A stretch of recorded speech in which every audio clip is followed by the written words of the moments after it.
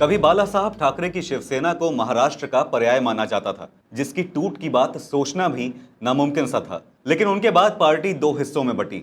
असली नाम गया, चुनाव चिन्ह गया, मुख्यमंत्री गया और अब बारी सांसदों की आ गई है। उद्धव ठाकरे की राजनीति इन दिनों उस मोबाइल फोन जैसी दिख रही है जिसकी बैटरी कमजोर हो चुकी थी और अब स्क्रीन भी टूटने लगी हो।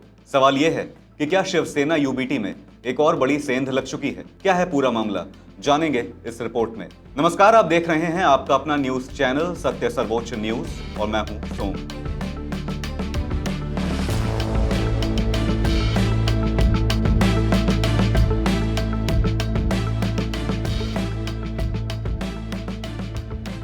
महाराष्ट्र की राजनीति में एक बार फिर बड़ा भूचाल आ गया है। खबर है कि उद्धव ठाकरे की शिवसेना यूबीटी के 9 में से 6 लोकसभा सांसद बगावत के रास्ते पर निकल पड़े हैं। सूत्रों के मुताबिक इन 6 सांसदों ने लोकसभा स्पीकर ओम बिरला को पत्र भेजकर खुद को एकनाथ शिंदे की शिवसेना में विलय करने की इच्छा जताई है। हालांकि इस दावे की आधिकारिक पुष्टि अभी तक न तो स्पीकर की ओर से हुई है और न ही बागी सांसदों की तरफ से, लेकिन घटनाक्रम ने पार्टी के भीतर मची हलचल को खुलकर सामने ला दिया है। दिल्ली में हुई शिवसेना यूबीटी की प्रेस कॉन्फ्रेंस में पार्टी के 9 सांसदों में से केवल 3 सांसद मौजूद रहे। इनमें अरविंद सावंत, राजा भाऊ वाजे और अनिल देसाई शामिल थे। बाकी 6 सांसदों की गैर मौजूदगी ने राजनीतिक गलियारों में यह संदेश दे दिया कि पार्टी के भीतर सब कुछ सामान्य नहीं है। हालांकि इस पूरे घटनाक्रम में अब एक नया मोड़ भी आ गया है। शुरुआती खबरों में दावा किया गया था कि 6 सांसद शिंदे गुट में जाने के लिए तैयार हैं, लेकिन बाद में सामने आई जानकारी के मुताबिक कथित बागी खेमे के भीतर भी पूरी सहमति नहीं बन पाई है। सूत्रों के अनुसार 6 में से केवल 4 सांसदों ने ही प्रस्तावित पत्र पर हस्ताक्षर किए हैं,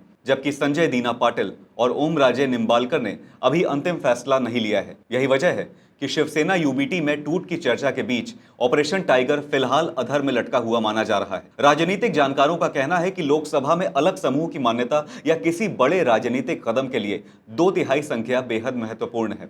ऐसे में हर सांसद की भूमिका निर्णायक बन गई है। उधर उद्धव ठाकरे खेमे ने भी जवाबी रणनीति शुरू कर दी है।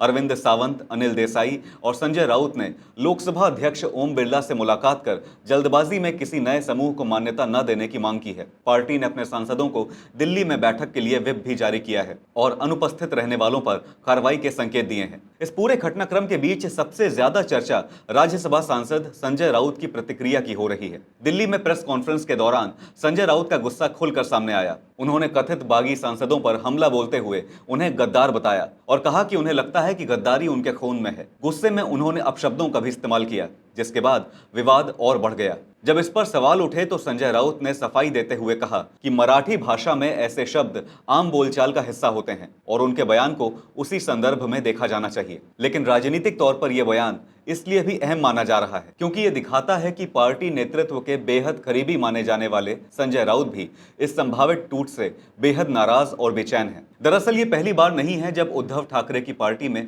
ऐसी स्थिति पैदा हुई हो। जून 2022 में एकनाथ शिंदे ने 39 विधायकों के साथ बगावत की थी। उसी बगावत ने महाराष्ट्र की राजनीति का पूरा समीकरण बदल दिया था। उसके बाद शिवसेना का नाम और चुनाव चिन्ह भी शिंदे गुट के पास चला गया और उद्धव ठाकरे को नई पार्टी पहचान के साथ राजनीतिक लड़ाई लड़नी पड़ी। और अब करीब 4 साल बाद वही कहानी सांसदों के स्तर पर दोहराई जाती दिख रही है।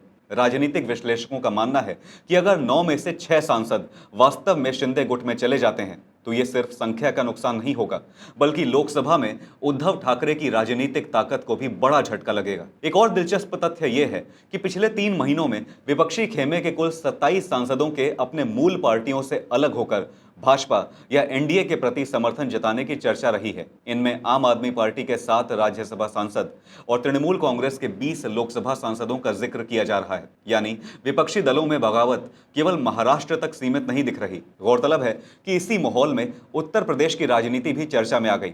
सुहेल देव भारतीय समाज पार्टी के प्रमुख और यूपी सरकार में मंत्री ओम प्रकाश राजभर ने दावा किया कि समाजवादी पार्टी में भी बड़ी टूट होने वाली है और उसके कई नेता भाजपा में शामिल होने की तैयारी में हैं। हालांकि समाजवादी पार्टी अध्यक्ष अखिलेश यादव ने इन अटकलों को सिरे से खारिज कर दिया।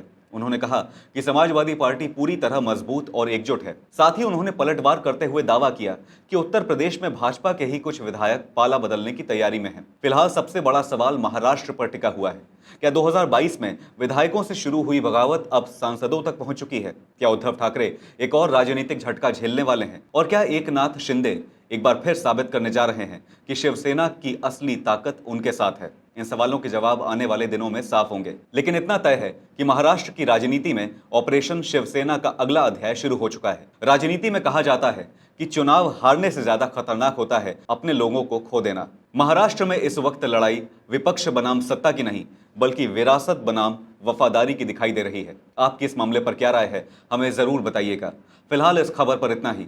देश और दुनिया की बड़ी और अहम खबरों के लिए बने रहिए सत्य सर्वोच्च के साथ। लाइक, कमेंट और शेयर करना ना भूलें। अपना ध्यान रखें। धन्यवाद। जय हिंद।